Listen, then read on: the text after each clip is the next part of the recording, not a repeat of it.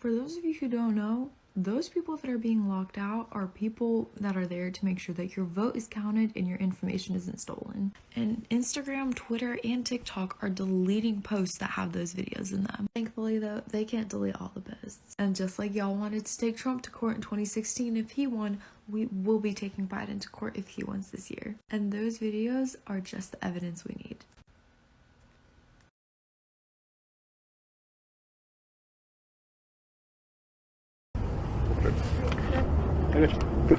Good morning. I'm Chris Padome. I'm going to give my account what happened.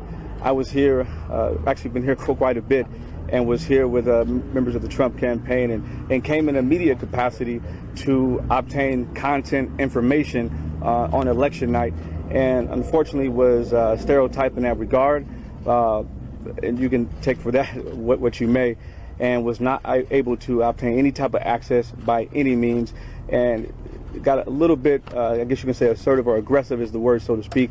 And the question was asked at 1:30 in the morning, why are you here? And our response was, well, it's election night. That's why we're here, and you guys are obviously counting ballots. And it was unique because they said they had an hour and a half left of counting to do, and an official came out who was kind and asked us to sign documents, and a few moments later we were asked to leave. Well, I find it ironic we were asked to leave within 10 to 12 minutes when they said they had an hour and a half of counting left to do. And clearly that was an attack, I think, on any type of conservative media or any individual or entity that wanted to have access and cover. And we find it very unique that other outlets are able to have full access, but we were not given any type of access whatsoever.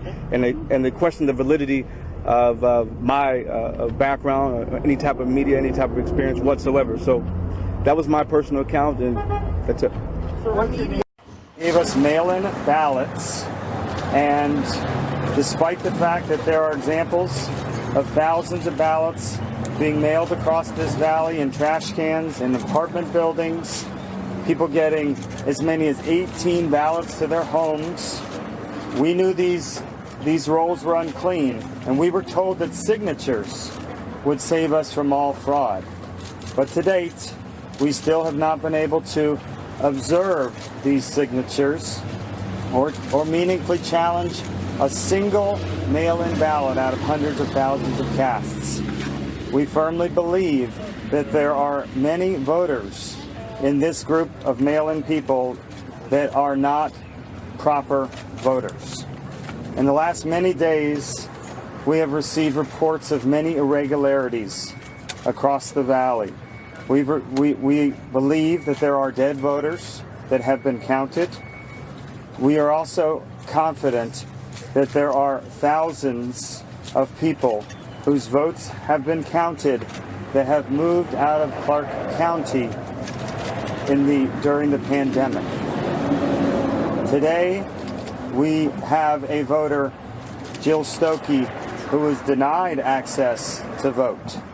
She showed up to vote, and she was told someone had already cast her ballot, and she was denied the opportunity to vote. We are filing in federal district court here in Las Vegas. We're asking for emergency relief, TRO, and injunctive relief. We're asking the judge due to all of these irregularities, to stop the counting of improper votes. Thank you. The courts in Nevada. Look, the reality is that transparency is not political. Sir, your name? Ballots are not automatically legal votes until they're checked. We are not being allowed to check. The Harry Reid machine recklessly threw ballots into the mail, and now we cannot check whether or not there are non-residents, which we have evidence, publicly available evidence, that you all in the media should be also looking at. It's publicly available information that non-residents have voted. There is a 30-day residency requirement in the state of Nevada. If you haven't been in the state for 30 days, it is illegal to vote. Reporters have a responsibility. The fact is, we are filing this federal lawsuit to protect legal voters. It is unacceptable in this country to have illegal votes counted. And that is what's happening in the state of Nevada. We've asked Clark County for answers. They have no answers. They continue to count illegal votes. That is unacceptable, and it's giving legal people a sense that the system is corrupt. We have to have a system where legal votes are cast. What the Harry Reid machine has done is throw out recklessly ballots, and now they don't want us to check those ballots, and we are seeing discrepancies all over. We are asking Clark County to give us answers.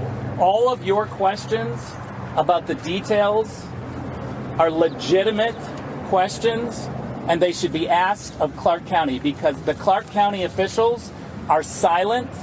They are not giving us any answers, and they continue to count these illegal votes. Ballots versus legal votes. That's what we're talking about. It is unacceptable in this country. We have put together, I think, the most extensive and inclusive voter fraud organization in the history of American politics.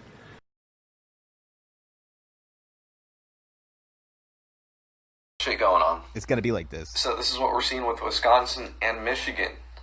That's a pretty big spike overnight. Look at that, just slightly going over the Republicans. And mind you, look at these numbers. Before, Biden had 1.992 million, and Trump had 2.200 million. After the night, Trump still had 2.200 million, and Biden all of a sudden had 2.130 million. So how can Michigan find 140,000 random votes just for Biden? Out of 140,000 mail-in ballots, not a single one was for Trump. And with Arizona at the start, Biden was leading with more than 200,000 votes, with 73% reporting. With 84% reporting, Biden's lead has been cut to 93,500. That's voter fraud, by the way. And the fraud starts. What do y'all think? This is not good. So I went to go try to vote yesterday, and when I got there, they told me I'd already voted by absentee ballot. And I told them, no, this was my first time trying to vote in this election. And at that point, they told me I had to do a provisional ballot, and it would be sent into a committee who would review it and decide whether or not I actually did send in an absentee ballot, and that wouldn't happen until after the election. So I don't know if my vote will be counted or if it even matters. Has this happened to anybody else? And also, whoever sent in the absentee ballot for me, I'd like to know who we voted for. Stand by me. So darling, darling, stand by me. Oh, stand. Pose, photo shoot. Roger. Fuck that bitch, try to put the free on it. That put the free on it. Okay, so I may ruffle some feathers here, but quite frankly, I don't care anymore. If we won't mail in cash or a check to a family member out of fear that it's going to be lost or tampered with, why is mailing in our vote for the President of the United States even being considered as an option?